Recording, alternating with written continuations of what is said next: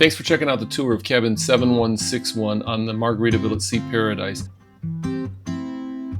Here's the bathroom. It's small and definitely dated, but it certainly did the job, and it was just me sailing in here, so we really didn't have much to store, but there was plenty of storage space in there, and certainly for a 3 to 5 day cruise, I think you'd do just fine.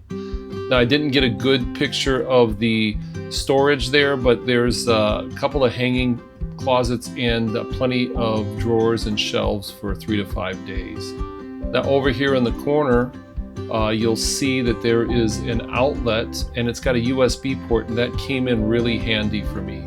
The bed was relatively comfortable. It had a nice, I think, 32-inch TV. There's a little spot there for doing your makeup, plus another plug-in down below. And the room was just plenty big and worked out just fine for me. So thanks for watching. Please subscribe to the channel, and thank you so much.